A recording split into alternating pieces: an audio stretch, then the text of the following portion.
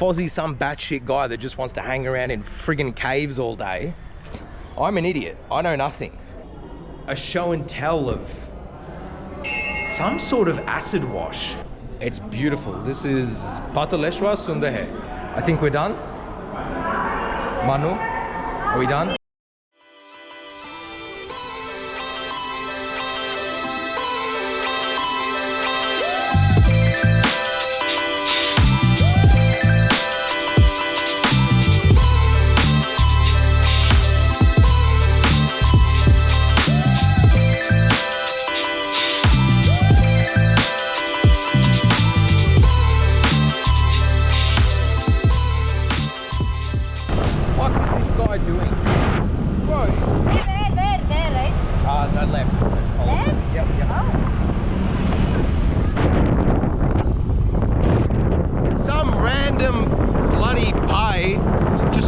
On the middle of an arterial, like to check your phone, right? No discipline. All right, guys, we're at the Pataleshwar Caves, or the Pataleshwar Gufa. Now, a little bit of brief history on the site. So, according to the ASI, this is 8th century. There's obviously no detailing of when it was actually officially cut. It's merely just conjecture on the actual cutting date. The only things that have been found here is some brief inscriptions detailing the handing over or the gifting of this site, which is like many of the other caves. So it dates approximately to the 8th century in the Rashtrakuta Empire, the Rashtrakuta period. Banyan trees. It's on a very beautiful spot. I don't know if you've got to pay to actually enter. I don't think so. It looks like it's free. There's people just coming and going as they please. But we'll check it out. It looks quite gorgeous. It's only, I believe it's only like a single cave. It's just an enclosure site. It's not like the Pandavleni caves. It's not like Allura and other places like that. But check it out, guys.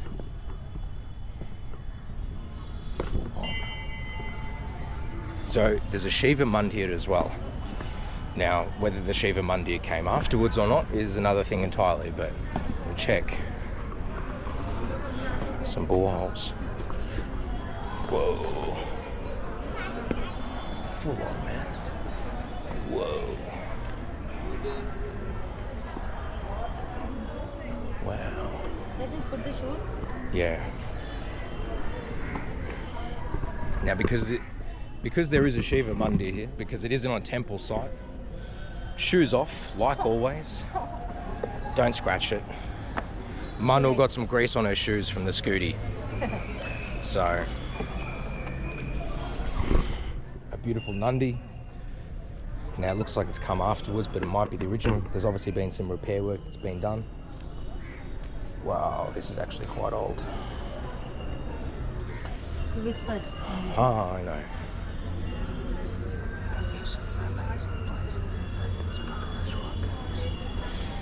Okay. Take my shoes off. Your socks, yeah, I'll probably do the same. So it's all, it looks like it's basalt. It definitely looks like it's basalt. Anyway, Manu's taken her socks off. I probably should do the same thing. Otherwise my socks are going to get ripped. The ground's quite... Direct contact. Yeah. Direct contact. Direct contact. Oh, I see some carving. Oh. All right.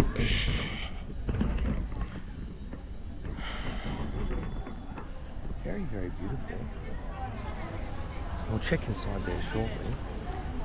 Now, like many of the other sites, many other gufas, you've got the downward chisel marks. These are kind of erratic in their design, not straight down, they're more coming in on a diagonal.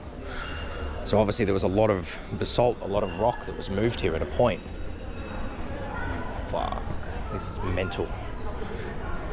You can see where there's the original parts of the structure and then later repair work.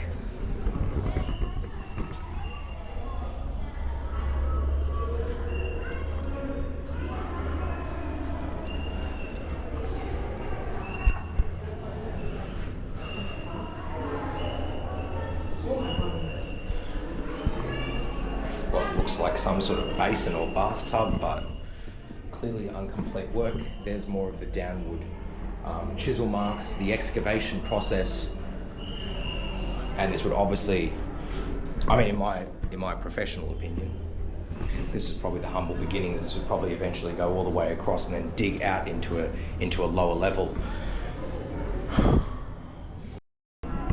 You guys know that I've been to pretty much like, I don't know, 30 gufas by now. So I've got a pretty good handle on things when it comes to my observational experience. And this place is older than 8th century, right? Like I can tell straight away.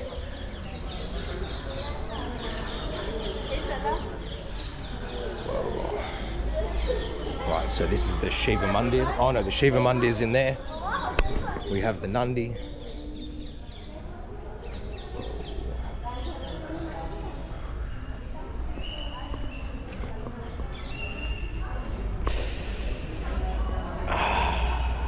They're doing some repair work. It looks like some structural work.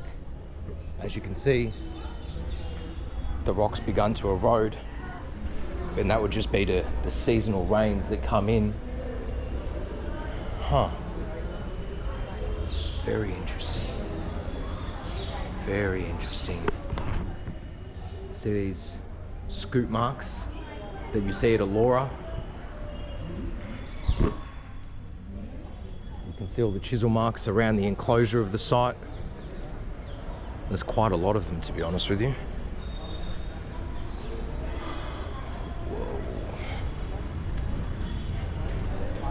Whoa. A rock cut channel for pani, for water, that runs all the way along.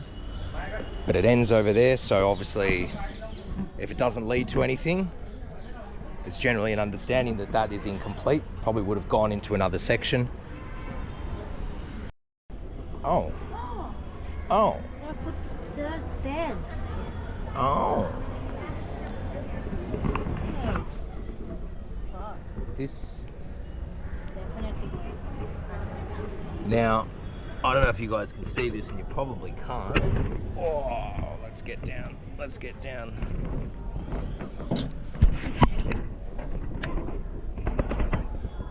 Not going to see much, I admit. But there's basalt stairs there. So there's already some aquifer. This has all been built on top. This is not original. None of this here where I'm walking on, none of this is original. So this would have been open. This right here is the basalt. This is original, but this is all afterwards. And you can see it over there as well. I'll see. So there is a reservoir here, much like all the other cave sites in central India. Yeah, you can see, oh dude, look at that. Full on. Bore drill marks, aquifer. Let's see if I can put the camera down. Oh no. The holes are too small. I can't get in there and show you guys. But I'll take some photos and I'll put it up on Instagram and Twitter and YouTube. Yeah, but there's some bore drill marks there that are very old, and the weathering on them is an indicator that it's part of the same complex. So, yeah, much older than 8th century. Hey, there's bore drill marks. Yeah, there's only one, but there's a bore drill mark there. And people just completely ignore it. They got no idea. They're just walking around like it's normal, and then you're like, dude, how? Look, Oh shit. same weathering. Oh wow. Same weathering pattern. Just like at Udaigiri, Pandavleni. This one, right? Yeah. And there's probably more that wrap around, but this is all obviously the original aquifer. This is all come afterwards, obviously. But very cool. More evidence of that high technology. So, and they've said that this place is 8th century, but then the other places like Udaigiri and Pandavleni, etc., are dated to much, much older. Like we're talking in the span of 1,000-year difference. So, you know what I mean, guys? Like, I get it. Fozzie's some batshit guy that just wants to hang around in friggin' caves all day. But I'm just showcasing you guys that India is much older than, in terms of the architectural knowledge, much older than what the mainstream historians put upon it. And I'm just showing evidence, guys. I mean, I can only show evidence. I'm an idiot. I know nothing, but I know what my observations are. All the original structure. This is heavily weathered. This is obviously from water. This is what you would see as water erosion that like pulls and pulls and chisels over thousands of years. Thousands and thousands and thousands of years. But where is that water coming from? It's not coming from up here. So there must be something in there that used to fill up with water. I don't know if we can see inside there. I haven't been inside, so I'll determine that shortly. But, ooh, almost fell over. Very cool. Oh! They got the hook and loop systems. Exactly the same as Ellora, exactly the same as Pandavleni, as Bhaja, as Aurangabad. Looky, this is not 8th century. Look guys, hook and loops. Hook and loops. But maybe it's been there since then. Basic technique that will survive. Yeah, but you know, they say this is 8th century, but the others are much older. I'm just saying, It's much older. Yes, Okay. yes. Knowledge. All right, I'm just adding this in. This is going to be somewhere in the video, but this footage is actually at the end of the video, or had finished, but I didn't notice it when I first came in. So on the outside, I've already shown you the bore drill marks that are in the aquifer, but out on the wall here, on the outskirts of the wall, is you've got the bore drill marks. Now, the weathering on these is exactly the same as the surrounding sections. There's one there, there's the ends of one there, and they're there as well. So, same as Bhaja caves, same as Pandavleni caves, same as many other caves, same as Udaigiri caves as well. So same builders. I'm calling it same builders. But anyway, enjoy the rest of the footage. All right guys, so we're inside the gufa, the main gufa with a Shiva Mandir, a lingam. They've got a Hanuman Murti. They've got a few things, a few interesting things. Now, the construction is quite fascinating. The construction is very much like the other cave systems across central India, across central Bharat. Much like the Pandavleni, much like the Ellora cave system, Bhaja, all the ones that I've gone to so far that are made of basalt. Now this is indeed basalt. It is a very large series of pillars with a central mandir, a central temple, which is a Shiva lingam. To the left of it is a Hanuman Murti. To the right of it, I'm not sure, I didn't check out. But like many of the old rock-cut, basalt rock-cut gufas, they're all geomagnetically aligned. Now, that Shiva Mandir that's ahead of me, it's literally pointing perfectly west. Perfectly west. So that's the first thing. Second thing is, much like Kailasa, much like Pandavleni and other sites, is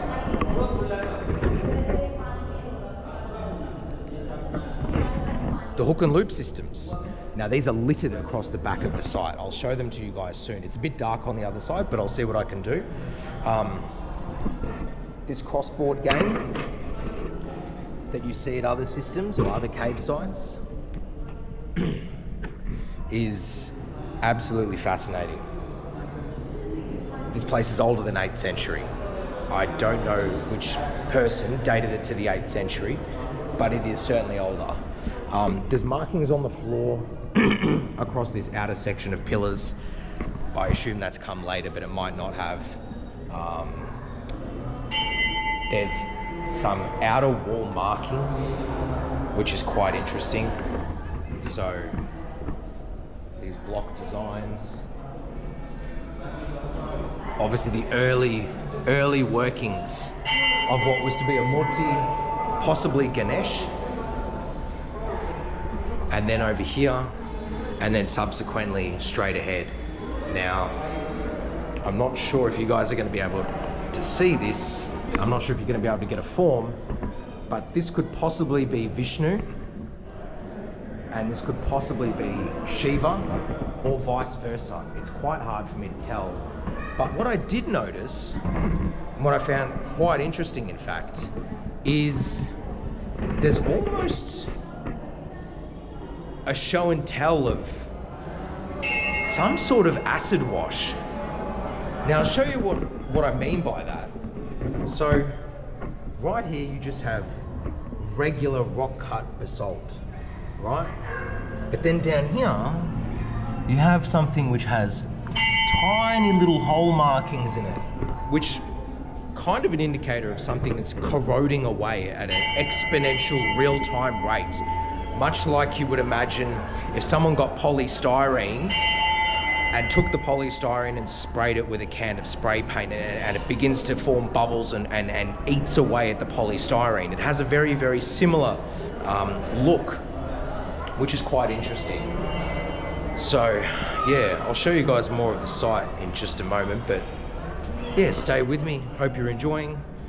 If you've enjoyed my videos so far and showing not just real India, but real ancient India, then give me a like, give me a share, give me a follow, give me a subscribe. Tell your friends, tell your wives, tell your husbands, tell your DDs, tell your cousins, tell everybody. Just be like, there's this random Australian dude, he's just running around India, he's just looking at crazy shit. But I love it, and I hope you guys love it too. So we're getting into a more darker area of the cave, or the gufa, the temple. Now, as I said before, this is all basalt. Now, you'll see all the carvings at the top, wraps all the way around. You'll see the initial inceptions of these load-bearing pillars, much like what's there, that are clearly incomplete. Now, much like Pandavleni Caves, Ellora Complex, and many others, you'll see these platforms that run around as part of this like period of construction. And much like Kailasa and Pandavleni Caves, they've got more hook and loop systems, or pinch holes as some people refer to them as. They're there, as you can see, right there. And they're all over this site, plus the bore drill marks that I showed you earlier inside the aquifer. So there's a big split that runs all the way along this wall. Now, I don't know if this split is natural. It kind of looks like it's natural, but it could be as part of the excavation process. It may have actually made a massive split as a part of this excavation into the next section. So I don't know if this place was abandoned or not during its inception, but what I do know is this place floods with water, and I'll show you the evidence for that shortly. But what's really interesting, that along this split, and I know you guys can't probably see it, I'll try and take some photos of it, but along this split, people that come here, that take pilgrimages to this site, that show reverence to this site, they put their coins all along this split, and the split runs from one side of the wall all the way to the other side. So it's a show and tell of worship and a show and tell of reverence to this amazing, amazing construction. I'll show you guys the western wall. Oh no, that direction. So where the mandir is, pointing that way, is west. So this side here, along the wall, the north side as it were, I will show you the remaining section. Now, incomplete work, subtly complete work.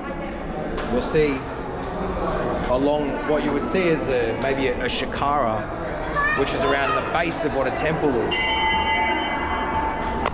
Ooh. More pinch holes or more hook and loop systems, but this design, I should know the name by now, and I'm sure I do, and I'm really sorry. I hope I'm not doing anyone injustice by not having the correct name. I'll put it in the video. But these particular designs of this blossoming effect that you see is all over central India. It's all over the cave systems, it's all over mandirs, and it comes in a couple of different forms, but it's more or less the same, if I'm being honest with you. But yeah, guys. Now, Manu spoke to the pundit, and the pundit had told her they're not sure whether these murtis, as you can see right here, is either incomplete or was destroyed. Now, I suspect that this is incomplete because the chisel marks are more or less the same. They're quite uniform. Now, what you tend to find at other sites, other cave systems, gufas, mandirs, where the Mughals or the Mughals, the Islamic invasions came and destroyed some of these murtis, they used essentially pickaxes that came at these things with what you would see as puncture marks. So if I swung and hit something, it would leave a puncture mark instead of a downward chisel motion. So along here you have more or less downward chisel motion. So I suspect that this is just incomplete as opposed to the Mughals coming and destroying it. I could be wrong, but I think so. I'm pretty confident in that response. Very, very, very cool. So the main entrance, the outer door that you can see, which has a very, very geometric form to it. Left of it is Hanuman, and to the right, I think, is Durga. Acha, Parvati. Acha. He's the consort of I know. Lord Shiva. So Parvati's on the right-hand side. So now the evidence that this place would fill with water is here. Now, obviously, there's what do you call it? Metal grates that have been put up. I wish these weren't here, and I'll show you guys on the outside. But along here, you'll see these divots. Now, these divots are all across. They're probably more prominent here, to be honest with you. And I'll get down so you guys can see these divots. So you see these divots? This is actually water erosion. This is when something would fill up with water and spill over into a basin. Now this has all been, a lot of this has been rebuilt by the ASI, and essentially they've built a floor. But this whole place would used to, I assume during monsoonal season at some point in the long past, would fill up with pani, would fill up with water and then spill over and run into the underground aquifer that's here. So it's very, very cool. It's a very interesting site. It's beautiful. This is Pataleshwar Sundahe. It's gorgeous. Highly recommend it to any Indians. So the game, what's the game called? All right, I'll put the game in the video, but there's a specific game that's been known to be played in India for a very long time. Now, as you guys have seen on some of my other videos, I don't suspect that is the case, because as you can see,